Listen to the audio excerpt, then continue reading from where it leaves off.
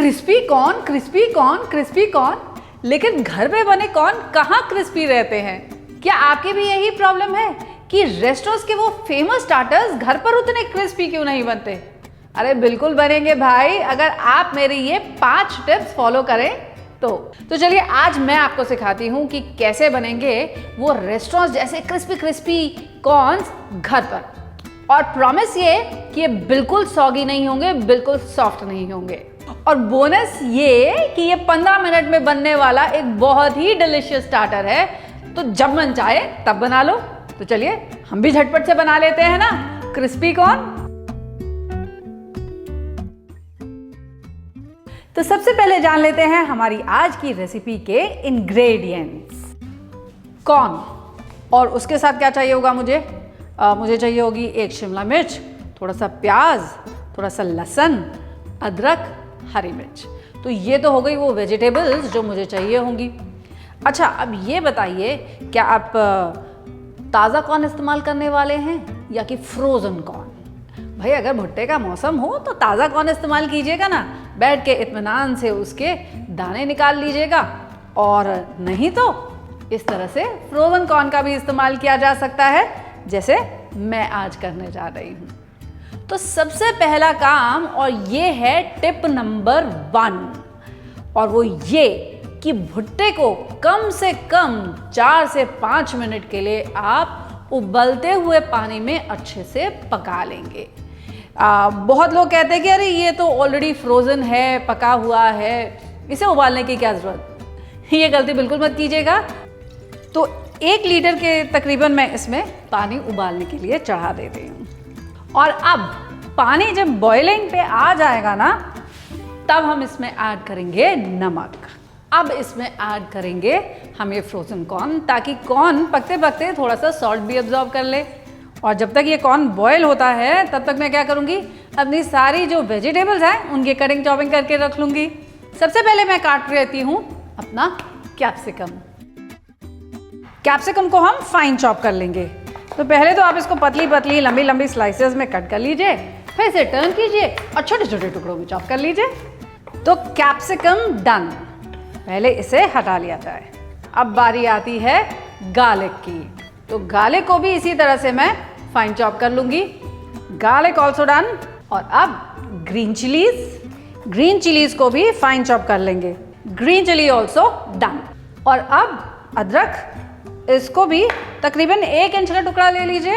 I think that will be sufficient. तो अदरक को भी पहले हटा दिया जाए। एंड नाउ दी अनियन, इसे भी हमें फाइन चॉप कर लेना है।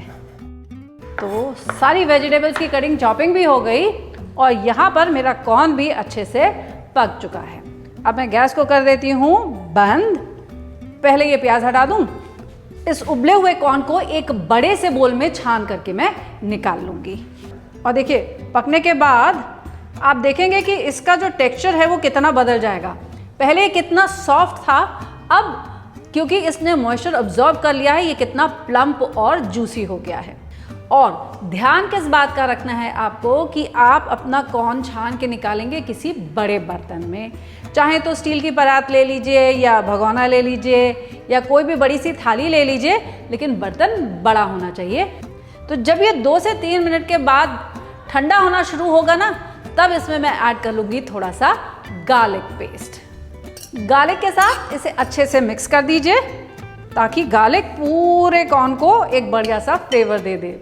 और इससे पहले कि मैं आगे बढ़ूं, मैं यहाँ पर एक कढ़ाई में तेल गरम करने के लिए चढ़ा रही हूँ ताकि इसके साथ साथ तेल भी गरम होता रहे। और अब ये जो कॉर्न है इसमें पहले मैं ऐड करूँगी थोड़ा सा सॉल्ट। और अब इसमें मैं ऐड करने जा रही हूँ 2 टेबलस्पून कॉर्नफ्लावर और 2 टेबलस्पून मैदा। अब इसे अच्छे से आप मिक्स कर लीजिए। आप नोटिस करेंगे कि सारा का सारा मैदा और कॉर्नफ्लावर जो है वो कॉर्न के ऊपर चिपक गया है। अब फिर से इसके ऊपर हम ऐड करेंगे 2 टेबलस्पून कॉर्नफ्लावर और 2 टेबलस्पून मैदा भी। Once again mix these very well. अच्छा, अब टिप नंबर 2, इस बात का ध्यान रखना है कि आपको ये काम हाथों से कभी नहीं करना है, कभी भी हाथों से मिक्स मत कीजिएगा। जानते हैं क्यों? कॉर्नफ्लावर जो है ना बड़ी छुई मुई सी होती है, अगर हाथ लग जाए तो वो इकट्ठा होना शुरू हो जाता है वापस से, इट स्टार्ट्स कलेक्टिंग बैक। इसीलिए मैंने हमेशा ये नोटिस किया है कि जब भी मैं स्पून से मिलाती हूँ तो उसकी कोटिंग ज़्यादा बेटर होती है, और अगर हाथ से मिलाना शुरू कर दूँ ना तो ये कोटिंग जो है ना अलग अलग फैलने लग जाती है। That means it doesn't stay over the corn पे चिपकी हुई नहीं रहती है। अब इसके ऊपर एक छींटा मैं पानी का डालूंगी। अब आपने नोटिस किया होगा कैसे ये चिपकने लग गया है फिर से एक बार, इसीलिए फिर फाइनली इसके ऊपर एक बार फिर से हमें ऐड करना होगा 1 टेबलस्पून मैदा और 2 tablespoon cornflour. And now let's check the oil, तेल गरम हुआ कि नहीं हुआ।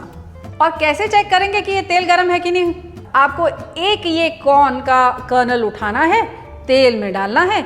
अगर इमीडिएट बबलिंग होती है देन इट इज रेडी, नहीं होती then will have to wait a while. तो तेल तो हो चुका है गरम, लेकिन कॉर्न इसमें डालने से पहले ना कॉर्न को हम छान लेंगे ताकि इसका जितना एक्सेस कॉर्नफ्लावर या मैदा है वो निकल जाए। तो इसे एक छन्नी में ले लीजिए या ऐसे अपने स्पाइडर वेब में और छान लीजिए।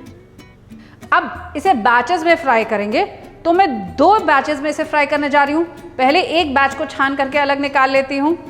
तो ये फर्स्ट और वंस अगेन सम मोर।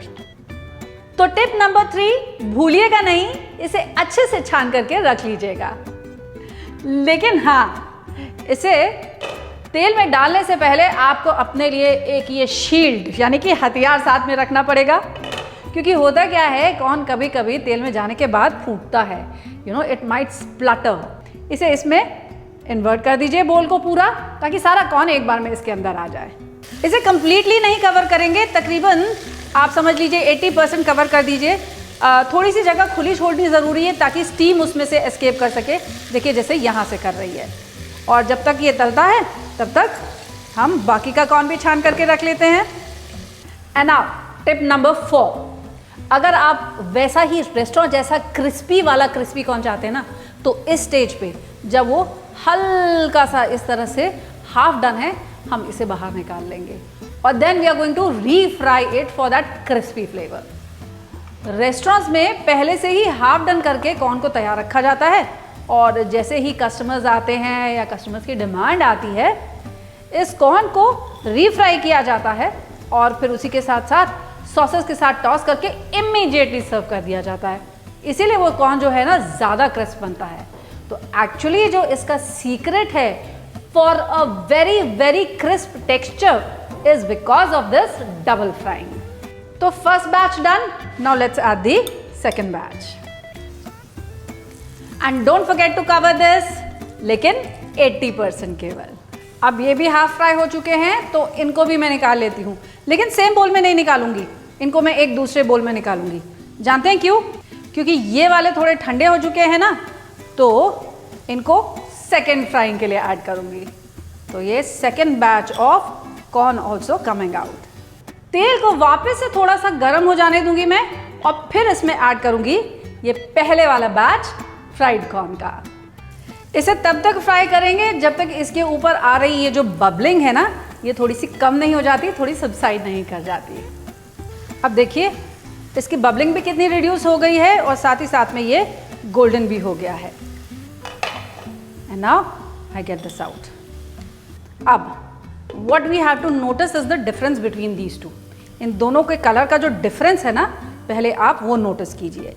ये येलो एंड वाइट है और ये अच्छे से गोल्डन हो चुका है। And now this second batch golden.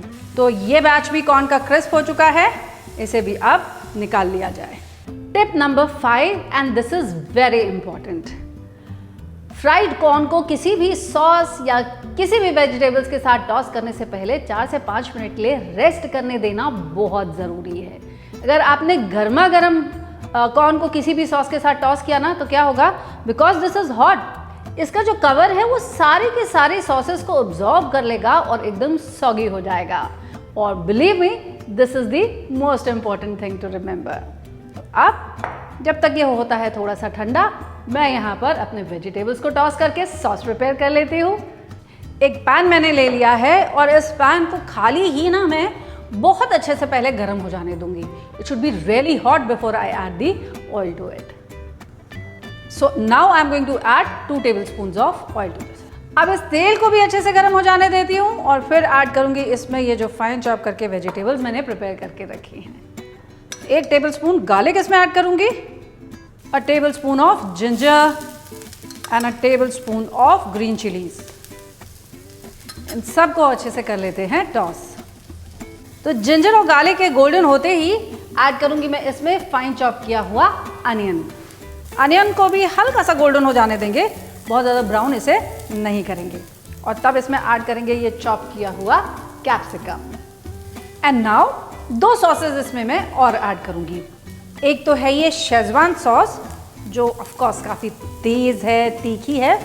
आप अगर शेजवान सॉस ना ऐड करना चाहें तो आप इसकी जगह थोड़ी सी सोया सॉस ऐड कर सकते हैं, और उसी के साथ साथ जैसे मैं 1 चम्मच यहाँ पर केचप ऐड कर रही हूँ, आप केचप भी ऐड कर सकते हैं। Toss them well. अब गैस को मैं कर दूंगी बंद और इसमें ऐड करूंगी सॉल्ट और पेपर भी and Kashmiri red chilli powder for a very lovely colour, तीखेपन के लिए बिल्कुल नहीं। तो अब इसमें ऐड करेंगे हम अपना फ्राइड कॉर्न और जल्दी से इसे आप टॉस कर दीजिए। तो सुन रहे हैं ना आप कि despite putting it in a sauce, जो मेरा कॉर्न है वो बिल्कुल सॉगी नहीं हुआ। You can hear the sound. देखा, फटाफट से हमने बना डाला ना घर पर ही, वो exactly restaurant style crispy crispy वाला क्रिस्पी कॉर्न। लेकिन इससे पहले कि अब मैं इसकी प्लेटिंग शुरू करूं, आप मुझे ये बताइए कि आपने अभी तक मेरा चैनल सब्सक्राइब किया है कि नहीं किया। भाई नहीं किया है तो जल्दी से कर लीजिए ना। देखिए तभी तो इतनी बढ़िया बढ़िया सी रेस्टोरेंट स्टाइल डिशेस कैसे आप घर पर ही बिल्कुल एग्जैक्टली वैसे ही रिक्रिएट कर सकते हैं, ये मैं आपको बताऊंगी, है ना। और याद है ना कि अगर आप ये बेल आइकन दबाते हैं तो मेरी हर नई रेसिपी का नोटिफिकेशन आप तक पहुंचेगा तुरंत। एंड में लाइक ज़रूर कीजिएगा और कमेंट करके मुझे बताइएगा कि आज क्रिस्पी कॉर्न वाकई क्रिस्पी आपको दिख रहे हैं कि नहीं दिख रहे। थोड़ा सा कैप्सिकम और ग्रीन चिलीज के साथ इसे मैं गार्निश कर देती हूँ and I am ready to serve this out. अब